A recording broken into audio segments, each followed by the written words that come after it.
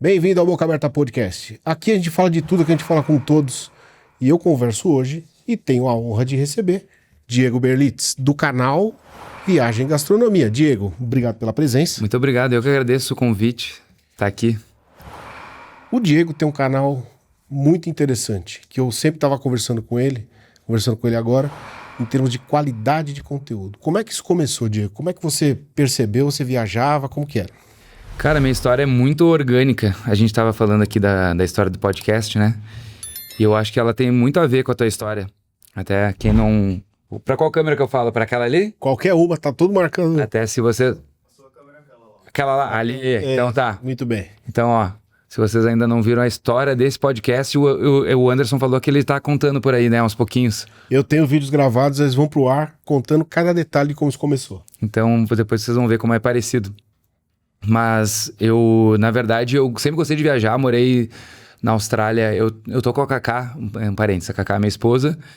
Estamos juntos há 21 anos. 21 anos. Eu tenho 23, né? Então, assim, desde o berçário. Você vê, já nasceu junto. É, exato. A gente praticamente desde o berçário. Não, a gente se formou na escola e no final do terceiro ano a gente começou a namorar. E... Peraí. Que é? Vamos falar que tá sem som. Ele não tá focado direito. Ah, tranquilo. Aliás, eu ia te falar. Eu vou fazer uma externa agora. Depois que terminar, eu te conto. Ah, boa. Vou viajar, vou levar o tripézinho. Ah, que legal, boa, isso aí. Fechou? Seguimos de onde tava? Segue do seguinte, segue que você tá falando assim, fala assim, a Cacá é minha esposa e... Ah, tá. Tá, boa. Então, a Cacá é minha esposa e a gente tá junto há 21 anos. Pode não parecer, tenho aí meus 23, 24 anos agora, né? Então a gente tá... Nascemos juntos, basicamente. Mas brincadeiras à parte, a gente se formou na escola e começou a namorar ali no final do terceiro ano. E crescemos juntos. Nesse caso, digo crescer, nos desenvolvemos, crescemos na vida juntos. E a gente, logo em seguida, assim, com 19 anos, a Cacá falou assim, meu sonho sempre foi morar na Austrália. Não morar na Austrália especificamente, mas meu sonho sempre foi morar fora, aprender mais inglês. E eu tô indo pra Austrália. Se tu quiser, pode vir, mas eu tô indo. Você pode ir ou não? É, exatamente, mas eu vou. E aí eu falei... Então bora, porque eu não tinha essa pretensão, nunca tinha pensado nisso, pra ser bem sincero. E aí a gente foi pra Austrália, moramos 1 ano por lá, aprendendo inglês, eu não falava nada de inglês, ela foi já mais estruturada. Ela sabia bem, eu não sabia nada. E aí a gente estudou e tal, e no final, a partir do 9º mês, mais ou menos, a gente ficou 12, a gente começou a viajar. Aí fomos pro nordeste da Austrália, fomos para Cairns, pegamos uma camper van, fomos descendo de van até Sydney. Em 17 dias, deu 4.000 quilômetros. Porra. E na época, 2008, não tinha internet no celular, não tinha... era mapa. Então, na Austrália tem muito disso, do pessoal viajar pelo país com motorhome. Isso. E tal, que aqui a gente não tem muito essa cultura. É, exato. Mas assim, é incrível. Não, é uma delícia, porque... As estradas são muito boas, tem muita atração, assim, a cada 100 quilômetros tem alguma coisa para parar. Você sabe que é louco a gente falar que é mapa? É, exato. Deixa eu explicar, mapa era papel. É isso aí. Tá? Então você pegava o papel, parava o carro, abria ele em cima do volante. Exatamente, a Cacá era a copiloto, então ela ficava com o mapa na mão. A gente muito se perdeu, né, Cacá? E aí depois... e depois a gente chegava nas cidades e tinha que fazer o seguinte, tinha que procurar um ponto de informação da cidade. E perguntar, o que eu posso fazer aqui? Aí eles vinham com panfletos de diversas atrações daquele destino e a gente escolhia quanto tempo a gente ia ficar. Na verdade, a gente pegava um hotel e ia ficando. Nesse caso da camper van, a gente ficava na van, né? Eu dormia no estacionamento do McDonald's, tomava banho no banheiro da praia. A beira da praia de lá tinha um banheiro com uma estrutura maravilhosa, a gente tomava banho lá. Que bom. E fomos descendo, então foi a primeira experiência que a gente teve de viagem lá. Depois a gente foi pra Tailândia e pra Indonésia. Ficamos 45 dias viajando no Sudeste Asiático. Depois voltamos, fomos para Nova Zelândia, fomos voltando para o Brasil parando. Ficamos na Nova Zelândia, depois no Chile. E desde então a nossa cabeça para viagem... A chave virou. A chave virou. A gente só pensava em economizar dinheiro para viajar. Era o que a gente queria fazer. Então, por muitos anos, cada um foi para um lado de profissional, assim, né? A Cacá trabalhou numa empresa multinacional, na área no ramo de comércio exterior. E eu... Minha família tem pastelaria em Porto Alegre, em shopping. E sempre trabalhei com meu pai desde criança. Ajudava ele lá, nem pensava em fazer outra coisa. Então, continuei trabalhando com ele lá. E nas horas vagas a gente viajava. Quando dava, a gente viajava. Obviamente, no começo, coisas mais humildes. A gente vai guardando dinheiro para cada vez mais... As nossas histórias das primeiras viagens são incríveis, né? Exato. Então, a gente sempre gostou disso. Mas como é que isso foi virar uma profissão... Cara, foi só em 2020. A gente tá falando aí de 2008. 12 anos. Aí, pandemia. A gente... A Tailândia, ela é muito presente na nossa... Você sabe que a Tailândia é um destino que eu não conheço. Mas é um destino tão presente que todo ano eu programo e não acontece. Mas ela tem essas coisas. Eu vou te explicar e tu vai entender. A gente foi lá em 2008, né? Na época que a gente estava na Austrália. E aí, amamos. Foi assim, o que realmente virou a minha chave, se eu for pontuar um lugar, foi a Tailândia. Porque foi a minha primeira experiência na Ásia. Quando a gente chega lá, se vai para os Estados Unidos, a gente vê que é um D, que é um S, que é um C. A gente pode não entender o que aquelas palavras juntas, aquelas letras juntas falam. Mas o alfabeto tá lá. Mas tá lá, tu consegue, pelo menos, tu vai falar o que tá escrito ali. Agora... Na Tailândia, aquelas letras são outras, é outra... Cara, tu não entende nada. A sonoridade, tudo diferente. E as pessoas vivem de forma diferente. A gente descobre que existe outras formas de ser feliz na vida, que não é a que a gente sempre ouviu e viu. Exato. A nossa referência. Então, aquilo lá meio que explodiu a nossa cabeça. E a gente sempre quis voltar para lá. Em 2014, a gente comprou uma passagem promocional que ia São Paulo, Nova York, Tóquio, Tóquio, Bangkok. E aí, uma semana antes da viagem, com tudo reservado já, demos até o valor, R$2.300 a gente pagou na passagem. Cara. E com tudo pago já na Tailândia também, reservado, a Cacá teve pedra na vesícula. Nessa viagem? Né, uma semana antes. E ela não teve uma pedra, ela teve um monte de pedra que ela tinha que tirar a vesícula. E aí a gente operou, ela operou. E a gente teve que adiar a viagem, daí a gente não foi. Então ficou com a Tailândia aqui engasgado. Aí chegou em 2019 e a gente falou, olha, para onde que a gente quer viajar esse ano que... até então, na época, a gente tinha mais certeza que queria ter filhos. Hoje a gente não sabe. E aí a gente falou assim, onde é que a gente vai viajar para que a gente aproveite agora e quando a gente tiver filhos... A gente viaja mais próximo, né? Sempre pensando na viagem. Você não sabe, né? Então aí a gente resolveu, cara, Tailândia e Austrália. Vamos voltar pra Austrália e pra Tailândia, que é agora a nossa prioridade. Aí botei lá a notificação pra quando saísse promoção e tal. E aí saiu uma promoção pela Air China. China. Aí você fez um vídeo na Air China. Mas depois isso. Na época, era 2019, era outubro de 2019. Aí, a Cacá tava trabalhando, né? Aí eu pedi pra... Ela tinha que pedir as férias. Ela solicitou, levou uma semana até a chefe dela devolver as férias, autorizando pra data, porque era uma data específica a promoção. Era lá em fevereiro de 2020. E aí, voltou. E aí, quando ela voltou, na segunda-feira, eu falei, tá, vamos comprar. É agora, vamos comprar passagem e tal. Eu tô indo jogar bola, que eu jogava bola toda segunda-feira de noite. Mas o cartão tá aqui. Por favor, quando eu voltar... Que a passagem esteja... Que a passagem esteja aqui. Aí tá, voltei, acordei ela assim, né? Ela já tava dormindo. E aí, comprou? Ela falou, não comprei. Eu, como assim? Por quê? O que aconteceu? O que aconteceu? Ela falou, não, eu tava meio dormindo, assim, ela só falou assim, não, senti que não era pra comprar, não comprei. E como é que dorme? Exato. Como é que dorme? E cara, isso era uma segunda-feira. Pra mim, eu lembro muito bem, porque a sequência foi exatamente assim. Segunda-feira, 1h isso.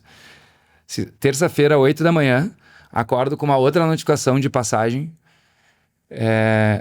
com uma promoção de outra companhia aérea, a Ethiopian Airlines.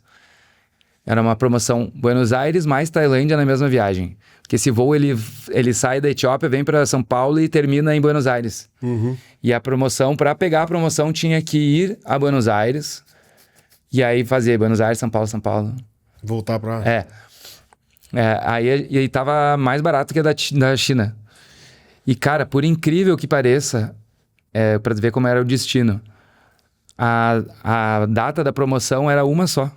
E era a data que a gente já tinha autorização da chefe dela para viajar. Então era pra isso. Então aí quando surgiu, eu olhei a data e falei, tem pra nossa data, vamos embora. Daí a gente, comprou. Só teve que ajeitar um dia antes, um dia depois, assim, mas foi aquela data. Aí compramos. Eu falei toda essa história porque, para contextualizar, porque 2020 foi quando começou a pandemia. E a gente comprou no final de 19 essas passagens. Essa história é de outubro de 2019. Em dezembro começou a pandemia lá na China. E começou a se fechar tudo. Em janeiro, os voos da China foram bloqueados. Não saía mais nenhum voo da China. Significa que em fevereiro, que era quando a gente ia, dia 14 de fevereiro, não tinha mais nenhum voo da Air China. E a gente, ou seja, a gente teria comprado e não teria viajado. Exato. E aí a gente comprou o da Ethiopian e viajou e conheceu inclusive uma mãe e uma filha que tinham comprado essa da Air China, pagaram R$10 mil a passagem de última hora pela Ethiopian, porque estavam tudo pago lá já na Tailândia. Acabaram não viajando.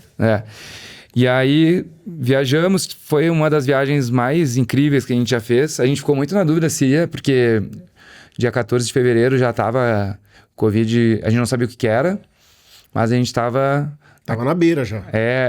E eu tava acompanhando minuto a minuto no Twitter lá. Se eu te contar a história do Covid, em 2020, no dia 19 de fevereiro, era carnaval, né? Sim. Eu tava na minha casa, com esse mesmo esquema, passagens. Mas não pro carnaval. Porque a gente tá olhando, quem viaja sabe como é. Você tá olhando oportunidades. Sim. Aí minha esposa tava no quarto, eu falei, escuta, vamos pro carnaval em Salvador? Ela, oi? Eu falei, vamos, apareceu uma da Azul aqui, vai sair amanhã, sexta-feira. Foi assim, tipo... vai sair amanhã, a gente volta na terça. Encara? Aí ela falou, tá bom, 19 de fevereiro. Beleza. Aí chegamos, tal, pegamos um avião de madrugada, peguei um carro lá, tal, chegou. E eu falei assim, eu tinha na época, 2019, eu falei assim, quando eu era jovem, eu não tinha dinheiro. E agora eu tenho que ir. Porque se eu não for agora, eu não vou mais. Sim. Muito bem. Aí, descemos em Salvador, tal, não tinha a menor ideia. Eu já tinha ido a Salvador outras vezes, mas Salvador mudou muito. Salvador teve umas reformas estruturais, mudou muito. Eu fiquei em Itapuã. E o circuito, sim, ela do outro lado. É no centro. Muito bem. Aí compramos os abadás e tal, curtimos 2 dias e voltamos para São Paulo na terça, dia 23 de fevereiro. Posso errar para mais ou para menos? Sim. Bom, resultado, dia 25 de fevereiro, primeiro caso de Covid no Brasil. Certo? E aí você fala, cara, eu venho da maior muvuca do país. Escolheu só o lugar talvez mais populoso do país na época. Só. A aglomeração master. E aí tem um amigo meu que ele falava assim, ele me mandava mensagem, aí, vocês estão bem? Mandou uma, mandou duas, comecei a estranhar. Mas por que vocês estão bem? Por quê? Ele tava junto? Não, ele tem pessoas que trabalham com ele que tinham ido a Salvador voltado com Covid. Entendi. E ele não queria assustar, não queria me assustar. Aí acabou dando certo, a gente não pegou, fui pegar muito tempo depois, pra você ter uma... E fechou tudo. Foi ter carnaval de novo, 2 anos. Sim, no 21 não teve. Por que eu tô te falando isso? Por conta da oportunidade, do momento, que você tá falando exatamente aí. E aí a gente, viajamos com medo, bastante medo, na verdade, porque a gente não sabia o que estava acontecendo, mas a gente foi.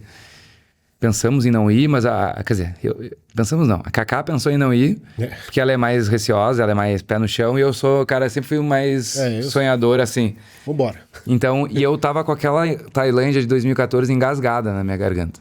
Então eu precisava ir, sabe? Precisava fechar algo me dizia que eu tinha que ir pra lá. E aí a gente foi, de qualquer forma. Foi uma viagem maravilhosa. lembro da gente no último dia, dia 5 de março, algo assim, 6, lá em Bangkok, celebrando, assim, o final da viagem. A gente se emocionou, chorou e tal, porque foi um momento, assim, a emoção tava à flor da pele total, em vários sentidos, né? Vários sentidos. E a gente... E aquilo significava para vocês em específico mais. Exatamente, significava muito pra gente aquilo. E eu acho que a gente pegou a Tailândia num formato que ninguém nunca mais vai pegar, porque a China já não tava mais viajando. E a gente ficou sabendo lá que... Isso é um parênteses, mas que metade dos hotéis estavam reservados por chineses, porque era o Ano Novo Chinês na época. Então as praias estavam vazias. Então a gente ainda Ou seja, ninguém foi. É o que você falou, você não vai pegar uma Tailândia daquela.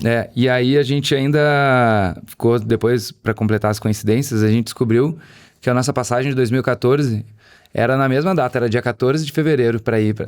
Então, assim, tinham várias coisas ali acontecendo. E então eu digo que a Tailândia, ela foi o local que me despertou para a viagem lá em 2008. E ela trouxe meu canal em 2020, porque a partir dali, quando a gente voltou, dia 6 de março, voltamos para o Brasil, já estava tudo não estava fechado, mas o pessoal estava apavorado. A Itália, você lembra que a Itália teve o norte da Itália? Quando a gente chegou, a Itália tava pegando fogo na Itália, e como a gente tinha vindo da Ásia, a empresa da Kaká já tinha falado, quem tá vindo da Ásia já fica em home office. Lembro da Cacá, até hoje ela fala assim, meu Deus, ficar 2 semanas em casa não vai dar. E aí dali já engatou direto. As pastelarias da minha família fecharam, porque era em shopping. Fecharam 4 meses total. Eu tinha uma outra empresa com outros 2 sócios também, que a gente estava em processo de venda. Depois a gente vendeu e não ganhou dinheiro. Estamos na justiça até hoje. Então, assim, várias coisas acontecendo de uma forma... que naquela época a gente via como muito preocupante, né? E era mesmo, né? Pô, não, com certeza. Era muito preocupante. O futuro era incerto. E aquilo ali, quando a gente voltou, a gente viajava, eu usava uma GoPro e ficava filmando. Eu sempre gostei de filmar a viagem. Minha família sempre filmou a viagem. Quando eu era criança, eu via os vídeos da minha tia no Japão com 3 anos. Diz ela que eu fui o único que assisti todos os vídeos dela no Japão, nem ela assistiu. E aquelas de fita cassete mesmo. Sim. O meu pai e minha mãe também viajavam e gravavam. Eu lembro até hoje, quando eu era pequeno, de ver um vídeo deles descendo de avião em Bariloche, que o pessoal aplaudiu assim no meio da neve a aterrissagem. Depois até descobri que é comum os argentinos aplaudirem a aterrissagem lá. É verdade. Então eu lembro muito dessas coisas quando eu era criança. Sempre gostei, sempre tive essa referência de filmes, de vídeos, de viagem. Então eu gravava muitas cenas lá. Eu gravava também para pegar frame do vídeo para fazer uma foto. Então eu tinha uma GoPro cheia de imagens da nossa viagem pela Tailândia. E como eu não tinha mostrado para ninguém a viagem, a gente chegou e ficou já isolado de todo mundo. Eu não tinha visto mais meus pais, meus avós, minha sogra, meu sogro. Falei assim, cara, eu gosto tanto de assistir conteúdo de viagem. Eu via muito a Emily, via o Estevão, via o Vaz. Eram umas 3... Eu sempre falo as minhas 3 referências, assim, de YouTube de viagem. Assistia muito conteúdo deles. E eu falei, cara, eu vou fazer algo nesse estilo, mas pra mim. Pra eu ter guardado. E na verdade, não foi nem assim, vou fazer e postar no YouTube. Foi assim, vou editar. Pra ter, já que eu tenho esse conteúdo. Aí eu editei e pensei, onde é que eu vou botar? Como é que eu vou mandar pra eles? No WhatsApp ficava pesado demais, né? Eu falei, vou botar no YouTube aqui que eu mando um link pra eles. E aí eles Era uma coisa personalizada. Totalmente. O que me movia era ter esse arquivo todo organizado, porque eu ficava fazendo vídeos aleatórios. Então, ter uma sequência da história da viagem para que lá na frente eu pudesse assistir de novo, relembrar, mostrar pra minha família, mostrar de repente para filhos, netos, sabe? Ter essa história de uma viagem que foi um momento super importante pra gente. E aí eu comecei a gostar da edição. Eu nunca tinha editado na minha vida, nunca tinha feito nada. E como a gente estava isolado e eu estava com as lojas fechadas, minhas tarefas diárias praticamente não existiam naquele período, eu fiquei assistindo muito conteúdo de YouTube sobre edição, sobre como captar a imagem. Fui fazendo assim... Para melhorar Vamos dizer assim, capacitar não é mais melhor, você mesmo. não é melhorar, é para aprender. Eu não sabia nada, nada. Nunca tinha feito edição, nunca tinha captado imagem, nada, nunca tinha falado pra câmera. Então, eu comecei a pegar essas referências para conseguir editar os vídeos que eu tava fazendo da Tailândia que não foram feitos para aquilo, diga-se de passagem. Então, eu editei uma série inteira durante um ano, sei lá, foi 8 vídeos, 6 vídeos, eu não sei quantos vídeos foram. Tá lá no meu canal, eu não apaguei. É a coisa mais feia do mundo, mas tá lá. Não, todo começo. Que faz parte da história. E eu comecei só com imagem e música. Depois eu botei imagem, música e uma legenda. Aí um amigo meu falou, cara... Você aparecia ou não? A gente aparecia... Aleatório. Aí um amigo meu me falou, cara, não tô entendendo nada disso aí. Faz uma narração aí pra gente entender, pelo menos, o que tu tá falando. Porque eu tinha 2 amigos que tinham produtora. Então eu mandava pra eles com a intenção de fazer um vídeo melhor. E aí eu mandava pra eles, o que eu faço aqui? Daí ele falou, cara, primeiro faz uma narração, que tá horrível isso aí. Aí depois ele me deu uns outros toques, foi me dando toques assim, me emprestou o Tonho, um amigo meu, que é o pai dele, tinha produtora também e tal, então ele sabia bastante, ele tinha uma produtora depois, e ele me emprestou também o banco de imagens e música que ele usava. Então eu comecei a colocar vídeos de drone num vídeo da Tailândia que era tudo de banco de imagem, misturado com minhas imagens bem horrorosas que eu fazia, tremendo, tudo com uma GoPro que não tinha estabilizador. Show. Na época não tinha, a GoPro já tinha até, mas a minha era 4. A Hero 4? E aí foi isso, cara. E a partir daí fui gostando da ideia, e a viagem sempre foi um sonho. Aí quando eu falei assim, vou continuar. Vamos agora viajar para gravar, então, um conteúdo de verdade. Porque até então eu tinha feito um PowerPoint de apresentação da minha viagem. Eu falei, vamos, então, com tudo que eu aprendi, quem sabe vamos começar a gravar. E a gente começou a fazer uma viagem ali, outra aqui, Vale dos Vinhedos, Gramado, que eram mais próximos. Depois a gente foi para Porto de Galinhas, e aí comecei a ter inscritos além da minha família. Além da família. Que você nem... Não é? Eu não falava no Instagram, eu tinha vergonha de falar para as pessoas. Meus amigos nem sabiam que eu tinha YouTube. Eu comecei a fazer e postar, e assim, se alguém me encontrar, me encontrou. Eu mostrava para minha família só. Se chegar nele, beleza, senão... mas eu não tinha problema se alguém encontrasse, mas não era eu que ia falar. E aí foi isso, cara. Aí depois, eu digo que um outro momento de chave, assim, né, uma virada de chave para mim, na percepção de estudo, foi um evento do Estevão pelo Mundo, que se chama Viajar para Sempre. Que ele não fez até os últimos 2 anos, mas segundo ele, eu almocei com ele agora. Então a informação é fresquinha. Ele falou que, Estevão, tá gravado aqui, hein? Vai ter que fazer. Ele falou que vai fazer em 2026 esse evento, então vamos cobrar. E esse evento, para mim, mudou a minha cabeça, porque eu não sabia que dava para ganhar dinheiro com isso. Eu achava que era só o YouTube, o AdSense do YouTube. Mas eu não sabia as outras possibilidades que isso trazia. Então, na minha cabeça, era um hobby até o momento. Aí, quando eu entendi que aquilo ali podia virar uma empresa, um negócio, e eu sou administrador de empresa, formado em administração de empresa, sempre gostei, eu comecei a enxergar como um negócio. Falei, não, então eu vou investir nisso como um negócio. A partir dali, eu investi como um negócio e é isso. E aí foi. Né? E aí, como é que a comida entrou na história? Porque, né? Sim. Na verdade, a gente sempre fez viagem procurando onde comer primeiro. Sempre. Era o nosso jeito de viajar. A gente sempre viajou assim. Você já pesquisava A Cacá é do meu time, tá? A Cacá, ela é elegante, magrinha, mas ela come tanto quanto eu. E ela gosta muito de comer também. Então a gente sempre pesquisou muito onde comer nos lugares. A gente tinha pavor de cair num num restaurante pega-turista. Era o nosso maior medo. Gastar dinheiro pagar caro, pra comer mal. É. Então a gente sempre estudou muito lugares para comer, pegava muita referência e foi natural, na verdade. A gastronomia entrou. Comer faz parte da viagem. Total. Né? Nem sempre as pessoas mostram. Mas é um conteúdo extremamente importante. Porque o que acontece? Quem vai viajar com essa dica de onde comer é uma mão na roda. Porque você perde muito tempo procurando. Você vai caminhando, o cara vai te oferecendo o cardápio. E esses aí a gente não pega. Exatamente. Geralmente quando vê o cara desesperado, Né? sai fora. E aí o cara fala, não, se o cara tá me oferecendo, é porque ele tá puxando o cliente. E aí o Google ajudou bastante, porque as notas. Tal, a gente segue muito pelo Google. Nós também. Né? E aí a comida acaba entrando no negócio. Eu acho que tem dois vieses. Dois vieses. Sabemos. Tudo bom? Temos dois lados que a gente pode olhar. Um é o realmente de não cair numa furada. E não comer coisa que a gente não tá afim de comer e pagando caro.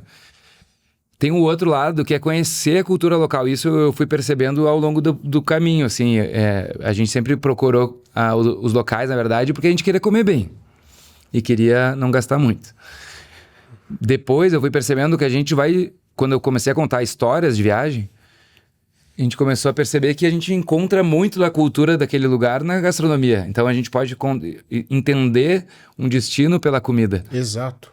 Às vezes... Faz todo sentido. Não, total. Às vezes a grande diferença do lugar é a comida. Exato. Porque o que acontece? O preparo de algumas coisas do mesmo alimento é diferente nos lugares. E aí você fala, sabe qual que é o problema disso? Quando você come, aí você tem que voltar, você não vai conseguir comer de novo. Exatamente. Com aquele sabor. Né? Eu brinco sempre do croissant, né? Você vai pra França, você não vai comer outro croissant daquele. Não, aquilo lá, amanteigado, aquele então você leve. não vai conseguir. E aqui no Brasil, a gente bagunça a gastronomia toda, né? O croissant é recheado. Porque a gente a gente também tem a nossa cultura, e é justamente por isso. Eu acho que quem vem de fora deve ficar encantado também, porque a gente pegou uma culinária japonesa e botou a cara do Brasil. Total. Pegou a culinária italiana, botou a cara do Brasil. Lá no sul tem um pessoal, alguns restaurantes que eu acho genial que eles fizeram. Porque tem muito descendente de italiano lá, na Serra Gaúcha e tal. E... Eu vou falar qual é, porque eles merecem essa divulgação porque foram geniais nessa sacada. A Di Paolo, que é uma galeteria que tem aqui em São Paulo também, eles se chamam Cucina della Serra Gaúcha. Eles não se chamam cozinha italiana.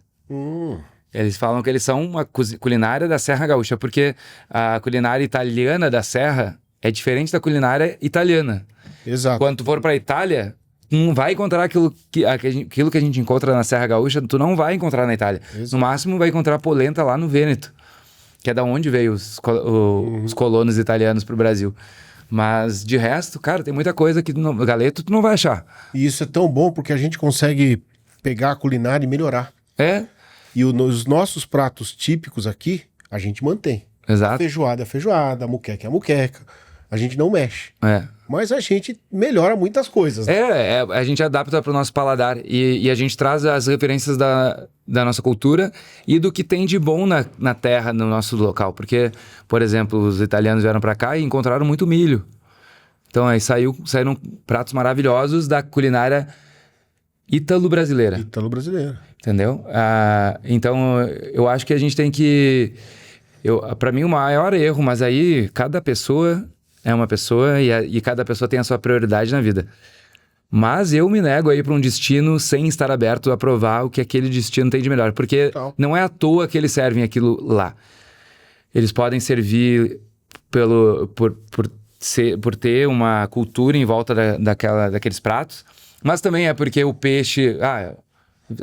no sul da Itália. Vai achar ótimos frutos do mar. Eles estão na beira do mar. A abundância daquilo fez aquela culinária. Aquele tipo de peixe determinado vai ser muito bom lá, que não vai ser o mesmo que vai ser lá no norte da Itália, ou aqui no nordeste do Brasil, no sul, o peixe de rio, o peixe de mar. A própria sardinha. Sardinha, salmão. Então, não é à toa que a culinária de cada lugar é especial em torno de alguns pratos. É porque aqueles pratos lá têm insumos que são de lá, são específicos de lá. E aí... pratos que foram criados por acaso. É verdade. Que alguém esqueceu. Vamos dizer assim, vamos falar da fermentação. Alguém esqueceu e no dia seguinte estava muito bom de comer. E aquilo virou um prato. Ou virou um pão, alguma coisa. E aí, então, eu acho um crime tu ir para um lugar e não estar aberto a provar o que aquele lugar tem para oferecer. Nem que seja para dizer, cara, não gostei. Exato. Eu acho que isso faz parte da sua experiência. É. Hoje a gente vive experiência. A gente tem que estar aberto para entender o lado do outro. Isso em vários sentidos. E a gastronomia gente também. melhora. É, A exato. gente melhora. Porque aí você volta com o paladar que você conheceu lá, como se fosse uma ferramenta a mais na sua caixinha. Eu sempre volto querendo cozinhar as coisas que eu comi na viagem. Então, por exemplo, eu voltei da Tailândia e eu comecei a fazer muito omelete lá no café da manhã, nos hotéis. Eles sempre fazem um omelete recheado com queijo, que vai alho, cebola, cebolinha, pimenta. Pimenta dedo de moça, assim. E aquela pimenta... E eu comecei a fazer exatamente esse omelete. A minha pandemia inteira foi comendo omelete com queijo, vai enroladinho assim, o queijo se derrete por dentro, é maravilhoso. Quando a gente foi pra Espanha, eu amei aquele molho de tomate deles, que é com tomate cru, raladinho. Meu Deus do céu. Com alho e... Cara, aí a gente voltou fazendo direto. Até hoje eu faço. Então, assim, eu sempre agrego na minha Mas você sabe que isso aí te rotina. leva de volta pro lugar. É isso, Na hora que você come. quando a gente sente o aroma, quando a gente come. Gente, só parando o nosso papo um pouco aqui, pra gente falar do meu parceiro, o Grupo São Cristóvão, com uma rede de hospitais e ambulatórios e que tem o principal componente na sua rede, que é o acolhimento associado. Então, se você estiver precisando de um plano de saúde de qualidade, clique aqui no link e entre em contato com o pessoal do São Cristóvão. Você pode ter certeza que eles vão te acolher e você vai ter saúde de qualidade. Teve algum restaurante que você entrou na pressa? É uma história específica. Olha, eu não pesquisei nada, vou comer aqui. E você fala, cara, deu muito certo. Acontece com frequência? Acontece, teve um que eu posso lembrar, porque esse eu recebo muita gente me agradecendo por ter colocado essa dica no vídeo. E ele foi por acaso, a Osteria de Hipólito, lá em Nápoles. O Hipólito é uma figura, é um chefe de cozinha. A gente estava caminhando pela rua e olhando o Google Maps para ver as notas, mas a gente não sabia ainda o que a gente queria comer, a gente queria algo mais tradicional. E lá também tem muitos frutos do mar. E aí olhamos assim, a gente tava, esse aqui tá pertinho aqui, vamos ali. Batemos lá, era bonitinho, era o que a gente queria, uma comida, mesinhas na rua e tal. Uhum. Mas a gente acabou indo porque a gente estava ali. Se a gente estivesse em outra área da cidade, a gente ia bater o olho e ia ir para outro lugar. Usamos a técnica que a gente usa para escolher os restaurantes, né? De olhar, para conferir se não pega turista e tal, mas fomos porque era o que tava ali. E o Hipólito, até quando eu cheguei, ele tava meio, assim, tava fechando e tal, ele tava um pouco cara fechada. Naquele fim de dia. Italiano, né? Ah, sim. Não, e era almoço, então acho que era 3 da tarde quase. E eles fechavam das 3 até a hora de abrir pro jantar. E aí ele nos atendeu meio mais ou menos, aí eu comecei a gravar, aí ele viu a câmera e ele já gostou da câmera. Então, cara. Aí ele falou assim, eu acho que ele falou assim, vou atender direitinho esse cara aí. E aí ele foi muito querido com a gente, nos atendeu com educação e vinha e contava a história do prato. E aí eu coloquei as imagens dele no vídeo e as pessoas gostam de ver quem é que faz. Sim. Geralmente quando a pessoa aparece, o restaurante tem um retorno legal, porque se o cara é uma pessoa legal, né? Não, se o cara te atende bem, se a comida é boa, o cara vai bater lá no Google, vai aparecer o vídeo. Exato. E as pessoas, elas querem cada vez mais algo humanizado, né? E aí acabou sendo natural, zero forçação de barra do lado dele também. Ele se soltou, assim, só. E aí a gente ficou amigo dele e a comida foi maravilhosa. Foi maravilhosa, assim. Então é um lugar que eu recomendo, assim, de olhos fechados, e foi um acaso. E assim aconteceram vários já. Como é que surgiu a planilha de gastos? A ideia? Cara, Vai ser extremamente útil. é muito útil. Deixa eu até lembrar, mas foi assim, ó, foi um pouco de querer ajudar as pessoas e um pouco de querer me ajudar também, vou ser bem sincero aqui. Porque uma das fontes que eu descobri de monetização, que o canal, eu não escondo de ninguém, e eu faço isso de uma forma bem honesta, que eu tenho afiliados. Para quem não sabe, o mercado de afiliados é assim, fui num hotel, gostei da minha experiência, vou colocar lá no meu vídeo e deixo o link. As pessoas que entrarem e reservarem aquele hotel por aquele link vão me ajudar com uma comissão, porque o que acontece?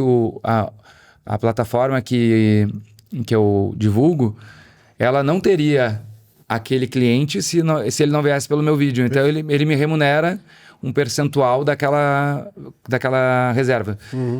Mas o cliente não paga nada mais por isso. Então, se há uma atmosfera ali toda honesta em que eu gostei da hospedagem, eu não estou indicando porque eu quero ganhar dinheiro. Eu testei, e às vezes as pessoas falam assim, Diego, nunca vi tu falar mal do lugar. Eu não posto, né? Quando é algo assim que, nossa, não tem cabimento botar no vídeo, eu não boto no vídeo, simplesmente. Não faz nem parte da informação. Não é uma informação que eu quero passar, porque a gente sabe que cada vez mais eu quero ter mais... eu quero que as pessoas confiem no que eu vou falar. Para mim isso é fundamental. A única coisa que eu tenho... Só te interrompendo, quando a gente fala mal, ou a gente fala... A gente tem que entender que aquele mal, de repente, pode ser um dia ruim. Exatamente, exatamente o que eu penso. Aquele dia a comida, o cozinheiro não estava bem de fazer. Pode ser o teu prato. Pode ser o teu prato, pode ser um recorte. E aí você, com a abrangência que você tem, você fala mal? É injusto, é muito injusto. E como a minha família vem de gastronomia, eu sempre tive esse olhar, mesmo quando eu não tinha influência nenhuma sobre a decisão de ninguém. Mas eu falei assim, cara, falar mal... Eu nunca gostaria que alguém fosse lá na pastelaria do meu pai e falasse, cara, aquele pastel tava com gosto não sei o quê. Exato. Porque pode ter sido realmente... Podia estar com um gosto estranho naquele dia por diversos motivos que talvez não sejam padrão. Mas aí eu dei azar, e eu já dei bastante azar nas minhas viagens. Mas eu procuro não botar, porque justamente por isso, não vou queimar o lugar. Porque como eu ia te falar, assim, pra quem é criador de conteúdo e vive disso, a única coisa de verdade que a gente tem, que não pode perder, é a verdade. A honestidade. As pessoas acreditarem no que tu tá falando. Porque aí, se em algum momento eu falar um negócio que eu não acreditei, que eu não gostei, e falar pra pessoa que eu gostei, e ela for lá e ela desacreditar, ver que não é bom e começar a não acreditar mais em mim, qualquer coisa que eu falar, qualquer parceiro meu que for pro meu canal, qualquer coisa que eu falar, inclusive sugestões de viagem, as pessoas vão falar... ele e aí já perdeu o encanto, entendeu? Vendendo pra algum lado. Aí perdeu o encanto. Então, pra mim é fundamental, é meu balizador. Não, e é legal, porque você fala assim, olha, não foi o melhor prato que eu comi, mas estava ok. Exatamente. Até porque a gastronomia, ela tem diversos momentos. Tem um lugar que tu vai pagar caro e tu vai esperando por uma experiência top. Alto nível. Alto nível. Tem o local que a gente vai porque a gente sabe que a comida é maravilhosa, mas o ambiente não é nada demais. E eu adoro esses lugares. Um lugar simples, um boteco, uma coisa, mas tu sabe que aquela comida, ela não é alta gastronomia, mas ela é muito bem feita. E barata, e que vale a pena, ou que às vezes é cara, mas que é um lugar maravilhoso. Beleza. E tem um lugar que é aquele assim... Cara, a gente tem um passeio... começa às 11, vai terminar 12h30 e às 1h30 eu tenho outro passeio. Eu tenho 1 hora pra comer. A gente precisa de um lugar rapidinho, comida rápida. Não tenho muito tempo pra... E aí a gente precisa às vezes a gente só quer se alimentar, a gente não quer... Não é a experiência. A gente quer só se alimentar. Então também tem esse lugar. E desde que... E quem me ensinou isso foi o Luiz. O Luiz Fernando, que já veio aqui. Sim. Luiz Fernando Diniz. Ele me falou assim que, cara, que a gente fala muito e contextualiza para qual momento é aquilo. Ele falava muito de hotel, né, quando ele viajava com a Emily. Sim. E ele me falou assim, às vezes as pessoas achavam que todos os lugares que a gente ia eram um lugar para lua de mel, e às vezes não é. Exato. Então, assim, cara, a gente começou a falar, não, esse lugar é um lugar custo-benefício, esse lugar é um lugar muito bem localizado. E quando tu contextualiza o que tu tá querendo da forma que tu quer ajudar as pessoas, fica tudo muito mais claro. E aí tu não tá ludibriando ninguém. Exato. Porque assim, a hora que você coloca... Porque todo mundo imagina, a gente tenta... Quem cria conteúdo sabe disso. Você tenta fazer aquela experiência a melhor possível para quem assiste. Sim. Tá? Então, e às vezes o melhor... Quando você se hospeda, o o destino é o melhor possível, mas às vezes o hotel é mais ou menos.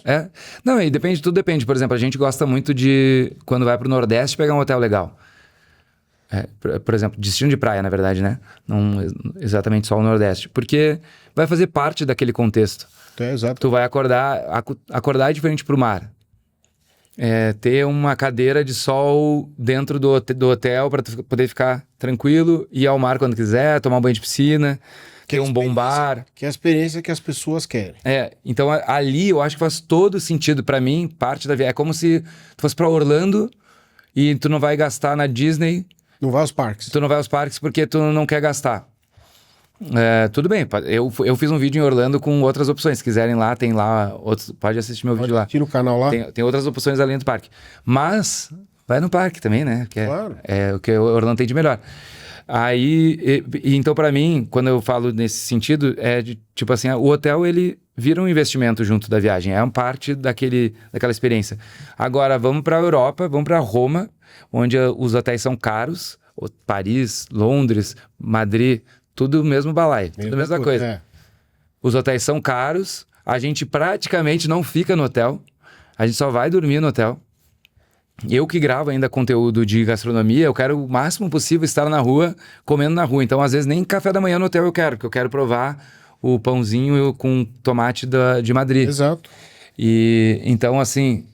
Cara, a gente precisa de um hotel que seja centralizado, bem localizado, para a gente poder se deslocar e voltar para o hotel para deixar alguma coisa, voltar, partir, carregar a bateria, sabe? E ele não precisa ser super confortável, ele tem que ser, para mim, custo-benefício. Aí é total custo-benefício, assim, é o mais confortável possível naquela região com o preço que eu quero máximo pagar. Exato. Então, isso eu tenho tentado deixar bem claro, porque... Eu vou exemplificar aqui quando você foi para Amsterdã, que você usou uma cidade como base, que é mais barata. Isso, verdade. Facílimo de chegar no centro. Verdade. Zandã, né? Zandã. A gente já foi a nossa terceira vez em Amsterdã. As outras 2 vezes a gente ficou hospedado no... Como é que é o nome do bairro ali? Bem próximo do parque. É Jordan? Não é essa região, Bom, não vou lembrar. Bom, enfim. Mas a gente ficou hospedado numa região que é dentro de Amsterdã. Ela é mais cara, mas da outra vez a gente pegou um hotel bem simples. Ele não tinha nem o banheiro dentro do quarto. Tinha que sair do quarto para ir no banheiro. Uhum. E porque a gente achava que a locomoção ia ficar mais fácil se a gente estivesse ali. Mas depois a gente entendeu que na verdade ele ficava numa ponta de Amsterdã. E às vezes chegar na estação central é mais fácil do que sair a pé da ponta. Então a gente caminhava muito para ir e voltar. Nesse caso desse hotel que a gente ficou em Zandã, a gente pegava o trem, ele era do lado da estação, era 2 minutos de verdade da estação. Dali a gente ia pro centro e saía por Amsterdã. Podia pegar o tram, podia pegar o ônibus também para ir mais rápido pros lugares. E assim você consegue alternativas de hospedagem mesmo. E a gente pagou bem mais barato. E também, mesmo pagando o trem, né? Aqui. E era 10 minutos do trem. Então, assim, e também ganhamos tempo. Porque a gente andava 10 minutos e já estava no centro. Se a gente andasse 10 minutos e quisesse ir para um parque, era 10 minutos mais 10, era 20. Então, cara, acabou que não atrapalhou a nossa rotina, nosso itinerário de viagem. E a gente economizou. Então, eu acho que esse tipo de coisa é importante, assim. Aqui a gente acabou... Vamos voltar para a planilha. Vamos lá. É verdade. Tá. Aí, o que aconteceu? Eu entendi também que, então, esse contexto de links de afiliados, foi isso que a gente desvirtuou, né? Eles são importantes para mim. E aí, a planilha de custos, ele também facilita isso para quem está assistindo o vídeo. Porque, às vezes, na grande maioria das vezes, o momento que a pessoa está assistindo o conteúdo no YouTube não é o momento que ela vai consumir, que ela vai reservar hotel, que ela vai reservar um passeio, que ela vai comprar o chip de internet, seguro viagem. Ela vai fazer isso depois. Ela tá ali pegando referências, tá pegando informações. E eu montei a planilha de custos, onde eu também coloco os custos dos restaurantes, que eu não tenho nada de faturamento ali, não tenho nada de afiliado ali. Coloco outros custos também, que eu não tenho nada, mas eu também coloco o hotel em que eu fiquei hospedado ou sugestões de outros hotéis, que aí eu vou ter uma pequena comissão. Passeios também. Alguns eu consigo algumas comissões. Chip de internet, seguro viagem, todos são meus parceiros que eu ganho comissão, que são empresas que eu trabalho há muito tempo. O chip de internet há muitos anos, o seguro também lá. Seguro eu usei. Usou Eu usei até o teu... o cupom. O cupom. Boa, Saiu obrigado. bom o negócio, viu? E é bom, e eles são bons de preço. Então, assim, eu confio muito neles, conheço pessoalmente. Então, assim, são empresas que são meus parceiros e eu coloco nessa planilha. E aí virou um ganha-ganha, porque ajuda as pessoas, elas têm uma noção de quanto elas vão gastar com as coisas, porque é muito difícil. Muita gente vem no Instagram e me pergunta assim: quanto custa viajar para Amsterdã, Diego?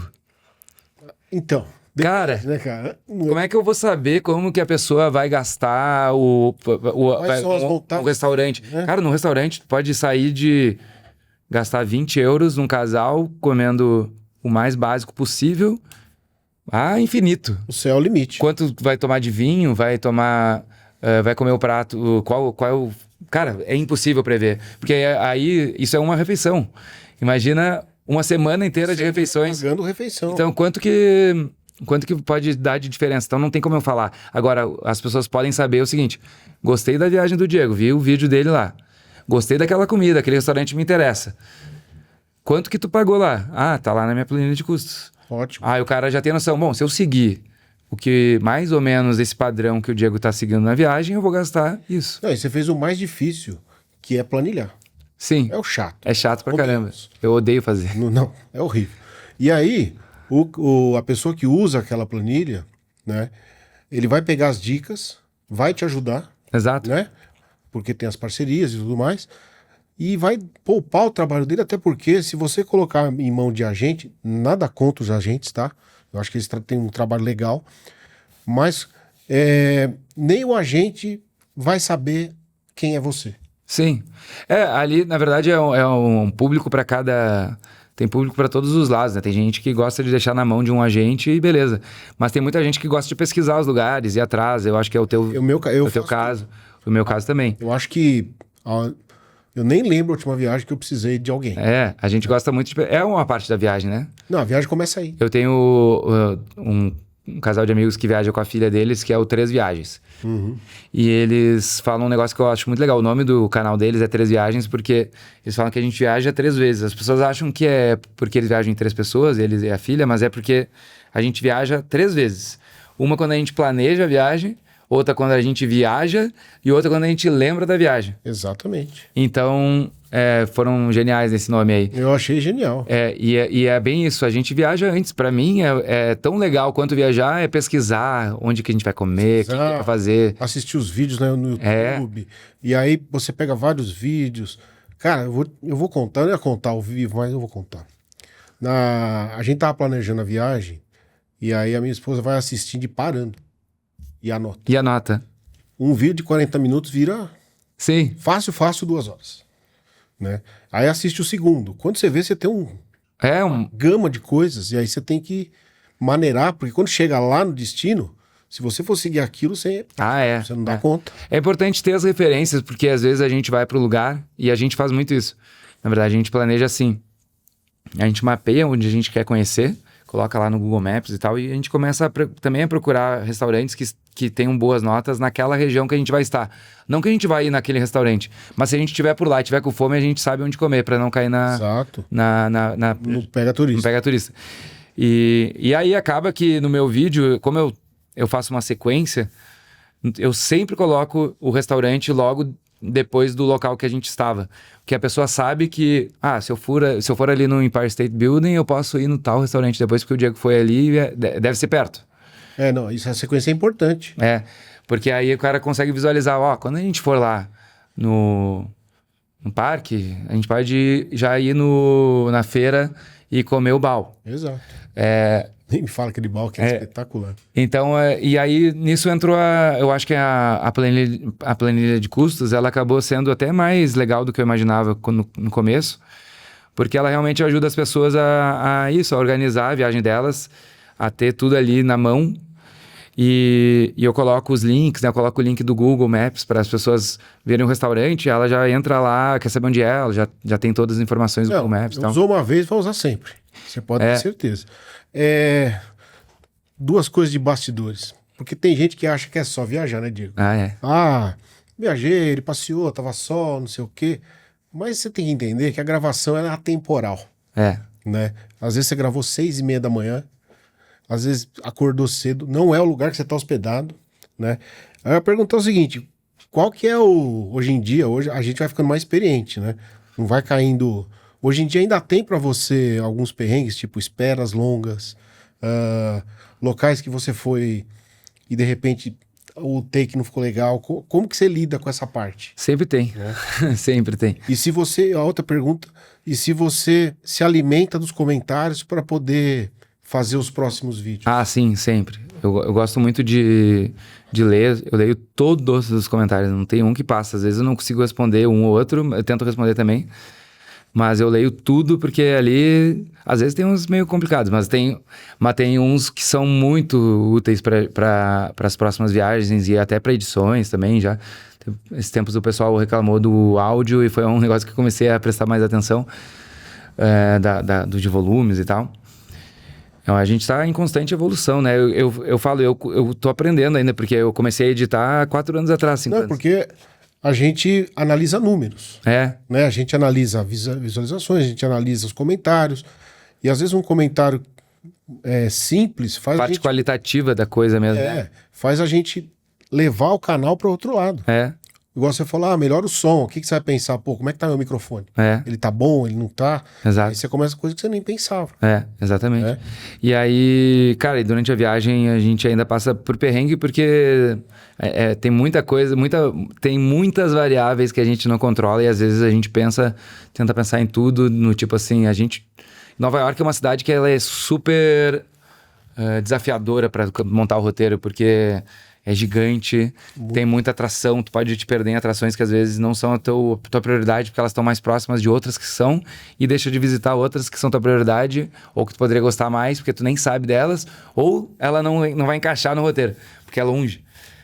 E aí é bem desafiador, foi muito desafiador para fazer o vídeo lá, mas dentro disso aí, às vezes a gente planeja, eu faço assim, dias com sol, eu preciso ir para a ponte do Brooklyn, por exemplo. Preciso fazer com um dia de sol. E ali na previsão do tempo. E aí então eu vou sem saber que dia que eu vou fazer. Mas aí eu olho a previsão do tempo, vou ficar 5 dias em Nova York, tem um dia que é certo que vai ter 100% de chance 0% de chance de chuva. Uhum. Vamos fazer a ponte do Brooklyn nesse dia. Vai ter o dia que é 100% de chance de chuva. Então vamos pro museu. Fazer um negócio interno. Esse dia é o dia da gente fazer as coisas internas. Então, isso a gente tenta programar. Só que tem coisa que não dá pra saber. Daqui a pouco chove do nada. O Nordeste é assim, né? Total. Às vezes acontece... Frio. Você acorda, tá um puta frio de manhã, você fala, como é que eu vou gravar? Porque... E acontece, por exemplo, também, que nem a gente tava conversando que nessa viagem pra Nova York, eu deixei justamente porque tava com previsão de chuva no último dia. E aí, eu deixei a Biblioteca Pública de Nova York pro último dia. Eu falei assim, não, isso aqui tá aqui perto disso, daquilo, tá perto do hotel, vou deixar pro último dia que eu gravo ali. E eu tinha que ir embora do centro de Nova York às 10 da manhã, porque o meu voo era ao meio-dia. Uhum. Era 1 da tarde, sei lá. Eu lembro que 10 da manhã eu tinha que estar pegando o trem pro aeroporto. Aí a gente foi no Rockefeller Center, que não deveria, porque não deveria ter deixado pra um dia de chuva, deixei sem querer. Mas foi legal também. Mas aí, é o que você falou, foi legal também. Foi legal também, até porque nem todo mundo vai conseguir fazer sempre as coisas no... A gente tem... Por isso que às vezes eu não descarto o negócio, né? E dizer assim, putz, não tá no dia mais bonito, eu não vou botar no meu vídeo. Não, você tira a coisa boa dali. Porque as pessoas também, acontece isso com as pessoas nas viagens, né? E aí depois a gente foi às 8 da manhã lá, acordamos 7, tomamos um cafezinho rápido e fomos pra lá. Aí fizemos o passeio, e aí eu falei, agora eu vou pra Biblioteca Pública e pro Bryant Park, que fica bem em frente a ela. Cheguei na Biblioteca Pública fechado, só abria às 10. Putz. Que era a hora que eu tinha que estar. Você tinha que ir embora. Eu falei, cara, não vai estar no vídeo. Mas é isso, aí o que hoje eu aprendi, né? Antigamente, quando eu comecei o canal, não dava certo, eu só chorava, ia pro canto e não botava no vídeo e deu. Mas hoje eu já aprendi que isso também faz parte do contexto da viagem e que as pessoas também passam por isso. Exato. E a gente tem que avisar justamente pra pessoa não passar aquilo. Então até nesse vídeo eu faço a brincadeira. Eu falo assim, faça o que eu digo, não faça o que eu faço. É verdade. Porque é bem isso, a gente tem que aprender com os erros também. E outra coisa que você falou de erro é o seguinte: teve algum perrengue que se transformou numa experiência incrível, que você lembre? Você fala, puta, cai numa furada. E de repente aquilo ali, Dali saiu dali sai uma limonada boa. Deixa eu lembrar. Sempre tem alguma coisa assim que a gente lembra, sabe? E Não, aí. com certeza teve. Eu tô tentando me lembrar aqui das últimas viagens pra ver se eu pego algo mais recente. Não, porque às vezes você fala, igual, você pega um trem pro lado errado. Ah, teve um, acabei de me lembrar. Que é muito comum você fazer Você isso. falou do trem, a gente pegou. Cara, quando a gente voltou pra Amsterdã, nosso voo era indo e voltando pra Amsterdã agora, nessa viagem aí. A gente foi pra Itália depois. A gente voltou da Itália pra Amsterdã pra pegar o voo pro Brasil. Esse voo foi o da KLM. Da KLM. Aliás, assistam o vídeo lá. E é maravilhoso. Pra mim, a companhia aérea. Todas as vezes que eu viajei com eles, assim, dessa vez tivemos a oportunidade de viajar pela primeira vez na executiva, que foi incrível, mas eu já tinha viajado na econômica com eles. E depois a gente viajou ainda também na outra categoria deles, que é a Premium Comfort, e todas têm uma mesma coisa, que é um atendimento incrível, assim, durante o voo. Isso aí, independente de onde tu vai estar, eles vão te atender bem. Isso pra mim é o principal. E aí a gente chegou num sábado à noite em Amsterdã, de volta da Itália, para pegar o voo no dia seguinte de manhã, em Amsterdã. Então a gente pensou em pegar um hotel perto do aeroporto. E aí, olhando no mapa, parecia que era do lado, porque o aeroporto é enorme, aquele aeroporto é gigante. De Amsterdã? Não, é enorme. A pista dele é gigante, ele tem... Eu lembro que a gente descendo assim, sabe quando o avião ainda tá bem longe de aterrissar, e já começou os hangares, a pista, já tem tudo ali, tem aviões, e tu tá lá e vai descendo, e não chega na pista, é enorme. E aí quando tu olha do mapa, parece que o que tá no entorno do aeroporto é algo muito próximo. E a gente viu um hotel pelo mapa e falou assim, aqui parece ser um ótimo lugar, porque pega uma estação só de metrô e tal. Só que não era. A pé dava mais de 1 hora. Então, E aí a gente pegou o trem, foi foi em direção a essa estação, só que era o seguinte, quando a gente desceu, a estação de trem fica exatamente embaixo do aeroporto lá. A gente desceu para a escada, assim, e o nome da cidade que a gente precisava ir tinha um trem que passava, sei lá, 9h52, e o nosso trem estava marcado para 9h58. E tava marcando ali o mesmo nome da cidade que era o destino final. só que era outro trem. Só que era outro trem. E ele tava num horário mais cedo, eu não me dei conta. Eu achei que ele já estava ali parado, porque era 6 minutos depois. Mas que pra nós, brasileiros, 6 minutos é o normal. É o mesmo trem. E eu achei que ele tava parado ali, que ele ia esperar até 9h58 pra sair. Deu 9h52, fechou a porta, a gente olhou assim, ué, adiantado. Cara, quando eu me dei conta, eu olhei a tela... E ele tava indo já lá para Utrecht, era a primeira parada. Ele ia sair de Amsterdã. E esse outro não, era um trem que ele ia também para Utrecht, mas ele ia parar bem antes. Ele parava na primeira estação, que era 2 minutos do aeroporto. Então, são coisas que... Aí a gente foi ao Utrecht, e aí o medo, porque já era de noite lá, 11 da noite já não tem mais trem. E aí a gente tava com medo que não tivesse mais trem para voltar para o aeroporto para pegar de novo. Mas graças a Deus tinha mais um trem. Senão ia ser a gente fez isso pra pegar um hotel barato. Ia ser o hotel mais caro da história, porque a gente ia pegar um Uber de Utrecht até Amsterdã. Aí ia ser mais caro. E depois saímos carregando as malas a pé. Não era do lado da estação também, achei que era do lado da estação. Carregamos por, sei lá, 20 e poucos minutos. Já no final, a gente tinha passado o dia criando conteúdo em Viena, porque a gente fez uma parada em Viena. Ou seja, foi um caos. Mas deu certo. Se eu tivesse me hospedado, se eu tivesse pego o mesmo hotel que eu peguei pra ficar em Amsterdã, lá em Zaandam, teria sido muito melhor, porque aquele lá era do lado da estação, então eu teria carregado a mala até o trem do aeroporto, parado na estação desse hotel, saído 2 minutos, e tinha dormido, acordado, saído, muito melhor. Não, são coisas que a gente vai ganhando experiência. Eu separei um tópico aqui, eu não escrevi nada. Eu escrevi Itália. Boa. Por quê? Porque quando a gente assiste o canal do Diego, tá lá. Muita coisa da Itália. Então, eu creio que você tem um amor especial pela Itália. Sim. Aí vamos fazer o seguinte. Por onde eu começo na Itália? Porque eu não conheço a Itália. Tu não conhece a Itália? Não conheço. Tá, então Porque eu te esse assunto falo, é bom. Falo, Diego, eu vou pra Itália semana que vem. Esse assunto é bom. Bom, pra mim, a Itália, o básico é Roma. Roma é obrigatório. Não conhece a Itália, tem que começar por Roma. Pra mim é obrigatório começar por Roma, porque Roma é foi a capital do mundo por muito tempo. Exato.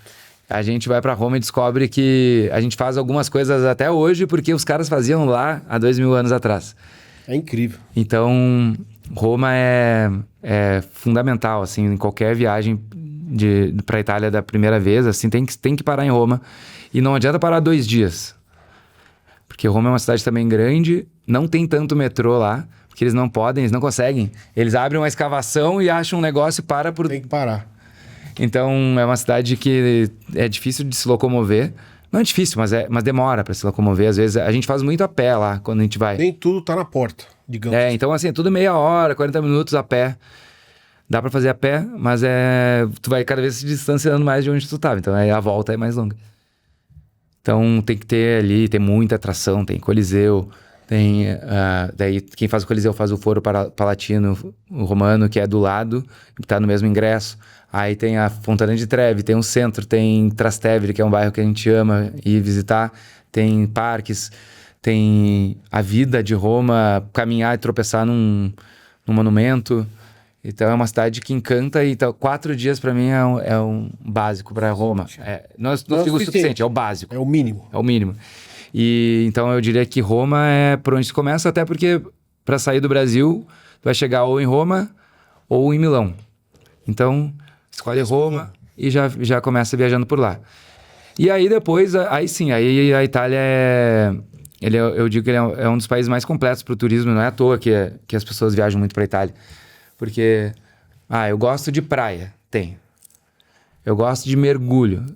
Independente de ficar na praia ou não, eu quero só mergulhar no mar. Tem um mar maravilhoso para mergulhar. Eu gosto de vinho. Tem. Eu gosto de montanha.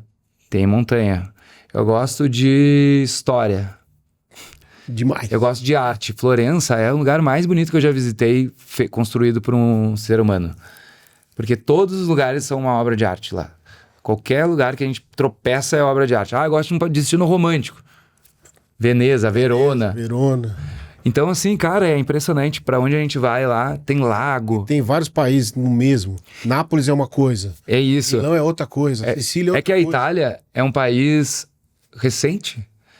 Apesar de toda essa história, a Itália como Itália é de 1870, se não me engano, a unificação da Itália. E até então eram povoados, né, eram reinados. Então tinha o reinado da... Agora eu vou falar besteira talvez aqui, mas tinha... Eu lembro que tinha o reinado de Pisa, que controlava uma região, depois, né, do Império Romano lá, já nos feudos. Foi sempre dividido. Então eles têm muito... Cada região tem uma cultura muito forte. E o italiano do sul é completamente diferente do italiano do norte. A gastronomia do litoral é completamente diferente da gastronomia do continente, estando a 50 quilômetros de distância. A gente foi para Puglia, a primeira vez foi quando eu percebi isso, porque a gente estava em Polignano a Mare, que é no mar, comia frutos do mar. A gente viajou para dentro, 50 quilômetros para dentro do continente, para Alberobello e Locorotondo, e lá não tinha mais frutos do mar nenhum, não achava frutos do mar, 50 quilômetros anda dentro de São Paulo. Eu imagino, é pertinho. E é outra coisa. E ali era só carnes, carne de gado e de porco. Porque eles fazem o que tá ali para eles. Até porque, assim, hoje é fácil se locomover 50 quilômetros. Mas antigamente, quantos dias ficava para andar 50 quilômetros? Então, se comia tudo do que tinha no entorno. Então, países que têm essa cultura, não é só na Itália, mas qualquer outro país que tenha mais longevidade, eles têm culturas, assim, bem específicas em cada região, porque aquela região vivia só ali. E aí você tem micro-regiões diferentes, tem gastronomias diferentes, você tem formas diferentes, até dialeto, dependendo do lugar, pode ser. Não, o dialeto muda e a massa, por exemplo, a massa é uma coisa bem típica da Itália. Mas cada região tem um tipo de massa. Não só um molho, mas um formato. Formato, tudo. Né? Então, por isso que eu perguntei. A Itália são várias viagens. São várias. A gente foi os últimos 4 anos para a Itália. Pra falar pra você que eu não fui pra Itália, eu pus o pé na Itália. Uhum. E tive que voltar. Eu tava no sul da França e fui a Sanremo. Sei. Passar o dia lá e tal, e voltei pro sul da França. Então, não é que eu não fui, mas eu Sim, dei uma respirada lá. mas o sul da França é bem italiano, né? Total. A Provença, a gente foi agora para lá e eles têm esse nome justamente que foi a primeira província do Império Romano fora da Itália. Então ela tem uma característica muito forte da Itália. Então praticamente tu viveu um pouquinho da Itália lá na França. Tomei um sorvetinho lá, porque eu falei, não, eu tô na Itália. Tem que comer o gelato, gelato, né? É.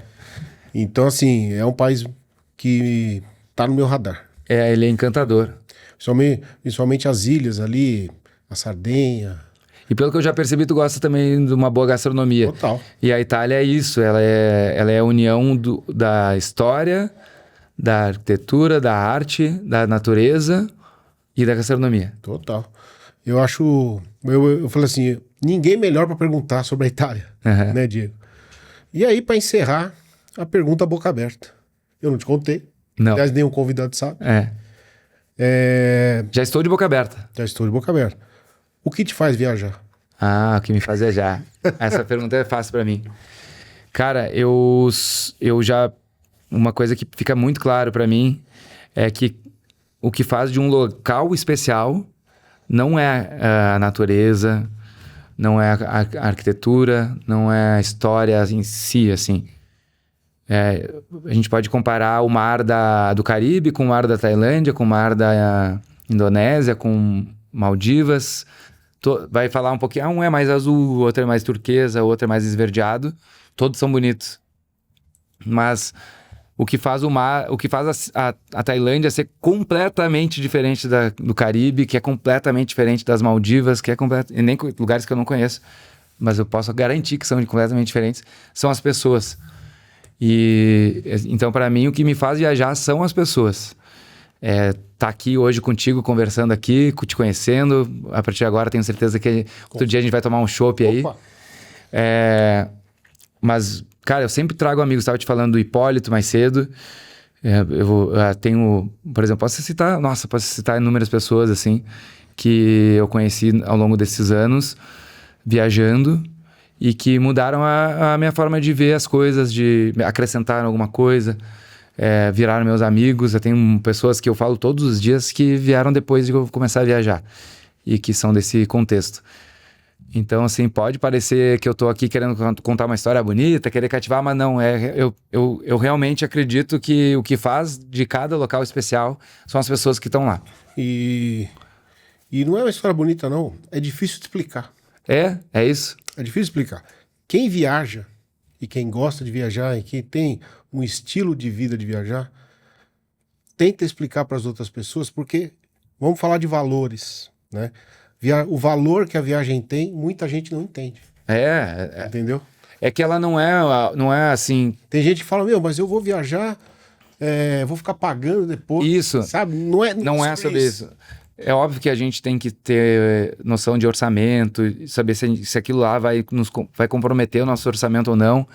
E eu não acho que a pessoa, por ela viajar para um lugar próximo e barato, vai ser menos do que ela viajar para um lugar longe e caro. Uhum. Justamente por isso, porque o valor de uma viagem independe também do local. É mais o estado de espírito de viajar e do viajante do que o destino em si. Essa mania, né, de viajar atual e essa minha rotina de viajante, hoje ela é bem internacional, também porque é o meu trabalho e porque quero cada vez mais explorar. Se Deus quiser, vai ficar cada vez mais internacional. Mas vivi a minha infância toda indo para as praias no Rio Grande do Sul. Passava o verão todo lá em Cidreira, Capão da Canoa. Praias maravilhosas. Se vocês ainda não conhecem, fica a dica. Venha conhecer as praias do litoral gaúcho. Seja feliz no nosso mar marrom. É uma praia bem diferente. Torres. Não, Torres é lindo mesmo. Mas sabe que, um parênteses aí só, o nosso podcast vai ter 5 horas. Mas um parênteses é que, até isso, eu sempre... E o gaúcho adora falar mal das próprias praias. Exato. E eu sempre falei também. Mas o fato de viajar e conhecer outros lugares me fez admirar coisas da nossa praia. Então, a gente tem algo único que é um litoral extenso, que é uma linha reta de Torres até Tramandaí. Não tem nada que te interrompa, tanto que tem uma travessia, TT. Você sabe que é o único lugar que eu vi no país que você vai pra praia com o carro na areia.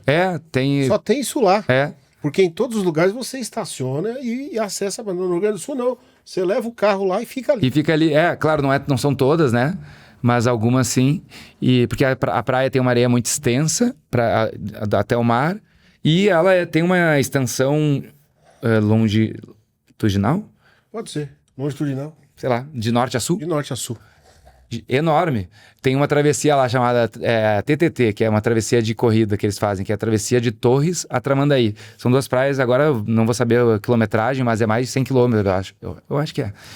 Entre uma e outra.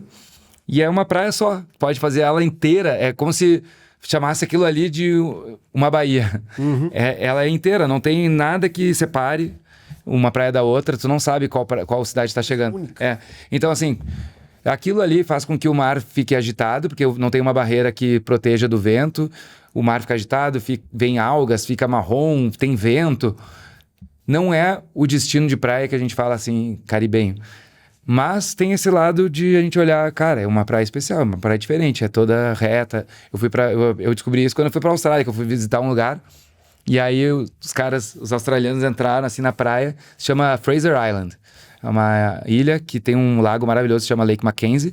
E em volta da ilha tem uma praia que é igualzinha às praias do Rio Grande do Sul. É uma linha reta. E os turistas australianos saíram assim, ó. Uau!